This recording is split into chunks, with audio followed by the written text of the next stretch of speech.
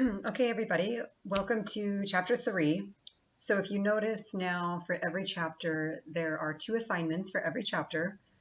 So the first assignment that you're going to do in every chapter is going to be working with the sample company. You worked with that sample company in chapter 2. So now in chapter 3, and with all the chapters, what's going to happen is we're going to go through the book.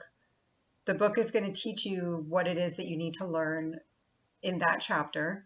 You're going to work through everything in the sample company, which, remember, the sample company you can't break.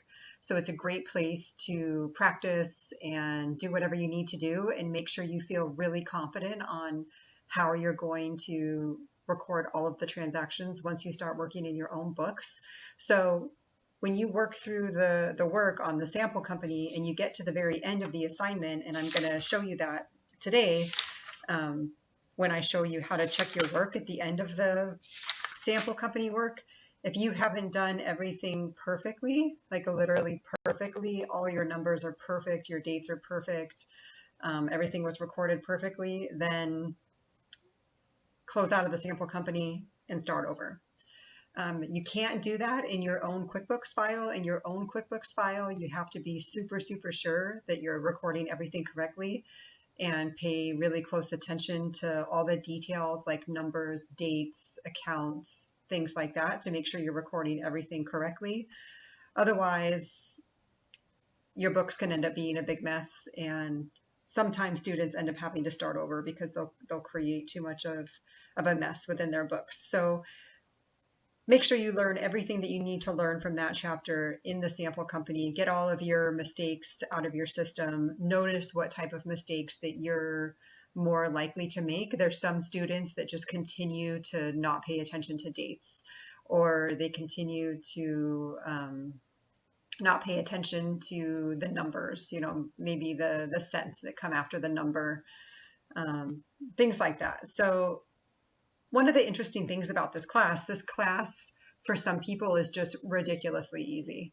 And for some people, this class can be a really big challenge. And what's going to happen in this class is as you're going through and you're learning how to use QuickBooks, which is a really easy, user-friendly program, and it gets to be kind of fun after a while. Some of you might already be thinking, oh, this is fun, but it's going to uncover all of your weaknesses that need to be fixed in order for you to become an accountant. So to become an accountant, you need to be a super, super detail-oriented person.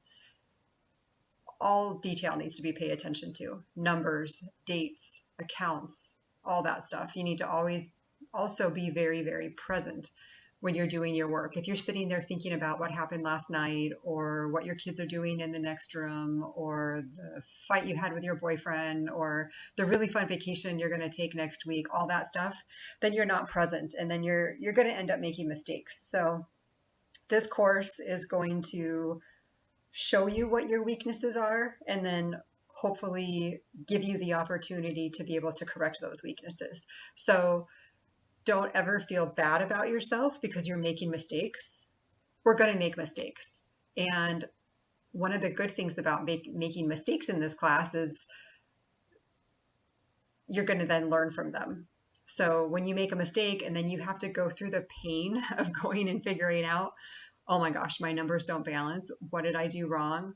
Oh, I wasn't paying attention to my dates again, or I wasn't paying attention to my numbers. The annoyance of having to go back and correct your work is going to be what makes you not do that again. And that's just kind of how it is in life too. We all make mistakes and none of us are perfect. As hard as we try to be perfect, those mistakes are really great learning opportunities, and that's how we get better. So never be too hard on yourself. Just stay present, do the best you can, pay attention to detail. Okay, so let me show you what your assignment's going to look like. So you all have your book. So for chapter 3, part 1, remember there's 2 parts, so I'm going to have one video for part 1, one video for part 2. And I know that I just talked a little bit now, but I'll try to keep these videos nice and concise and to the point, because I know that most of us have jobs and you don't necessarily want to listen to me going on and blabbing about things, but sometimes there are things that are important that we need to talk about. Okay, so we're at the beginning of chapter 3. So what you're going to do is you are going to read every single word in the chapter. Don't skip anything. So what's going to happen? The book is going to teach you a bunch of stuff, and you're going to learn all of it by reading through the book. And then when it asks you to do something, you're going to do it, and you're going to follow all the steps. And this book is I'm really happy with it. It seems to be very well written, and it seems to be very clear. All the steps seem to be clear. So I really don't think you're going to have too much of a hard time, as long as you're not skipping anything, reading everything, you know, paying attention. So read everything, learn everything that you can. So we're working on that test drive site again. Here's the website address again for the test drive site. So when you get to the test drive site, remember we were here in chapter 2. This is Craig's Design and Landscaping. So you're working in this file. Oops. And you're going to go through and you're going to do everything that it asks you to do. So you're reading, you're following all the instructions. So I'm going to get to the part that is the instructions for what I want you to turn in. So remember something that's really important about this sample company, and the book tells you this too. So when you open up the sample company, and then I'm asking you to do an assignment where you're working in this sample company, you have to do the entire assignment in one sitting. So don't do like a page or two and then think you're going to come back later and finish it when you're in the sample company, because you can't. As soon as you close your browser or you log out, everything that you did goes away, and then it refreshes back to the way it is right now when I just logged in. So you have to do the sample company work all in one sitting. Okay, so, oops, I went a little bit too far. So I want to show you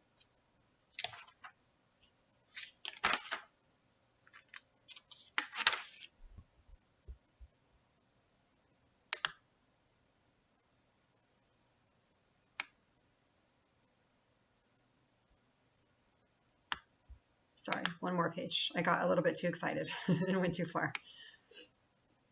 Okay, so when you get to this page here, so you're going to be close your opening balance equity account and create a balance sheet. So when you get to this balance sheet right here, so it's this figure 3.11, when you get to the instructions to create this balance sheet with these dates, you know, everything it says, this is the balance sheet that I want you to turn in. And if you're using the regular copy of the book, the printed copy of the book, this is on page 44. So this balance sheet right here, when you run this balance sheet, your numbers need to match exactly. And it needs to be run for exactly this date. Numbers are exactly correct. So as long as you've got to this point and your numbers are all perfect, cool. Then I want you to follow the instructions to run the balance sheet, and then I want you to export it. And you'll notice in the instructions on page 45 where it tells you to export the balance sheet. In this particular case, it says export to Excel. You can export to Excel or you can export to PDF, because I don't need this particular report to be in Excel. So do whichever one you want. There's going to be other reports that I'm going to want in Excel, but this one doesn't matter. Okay, and then the next thing, when you get to the next section that says, it's on the next page. So now when you get to create, print, and export a transaction detail by account, when you get to this part, it has you running the report with specific dates. It's going to be a really, really long report. You don't need to export this report and you don't need to save it. But what I do want you to do is run the report, and I want you to look at it so that you can understand what this report is. And I've already run this report, and I just want to go over with you really quickly what this report is, because this is a super, super valuable report that you're going to use in the future to help you find your mistakes. And also, it's just a report that you need to understand in order to work with QuickBooks. So what this is this is telling us the detail of every transaction that we recorded by account. So by account means by general ledger account. So when you run this report on your QuickBooks, it's going to look exactly like this because I already worked through this and I exported the report. So remember we did it for 2010 all the way to 2020. So this is every pretend transaction that's been recorded in this sample company, in addition to the ones that the book had us record. So here, our checking account, here's every transaction that's been recorded in our checking account. So for example, right here on July 15th, 2019, there was an expense that was recorded for this particular vendor, and it went to this general ledger account, legal and professional fees accounting. So think back to your financial accounting class. This is a negative number, right? So that means money came out of the checking account. Okay, so what kind of account is the checking account? It's an asset, right? So remember back to your debit and credit rules, which if you don't have them memorized, get them memorized because it's something that you need to know. The normal balance of any asset account is, what is it? A debit. It's a debit, okay? So that means that the checking account is increased with a debit and decreased with a credit. So in this particular case right here, if we decreased the checking account by $250, that's a credit of $250 to the checking account. So what was the debit in the journal entry? Because every single transaction is also a journal entry that's going into our accounting system. The debit was to this expense account right here, legal and professional fees accounting.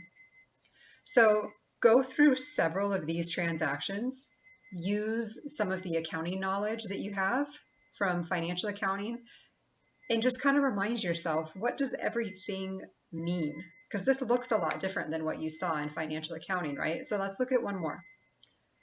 Let's look at the accounts receivable account. Okay, here's what happened to the accounts receivable account. Let me pick an easy one here.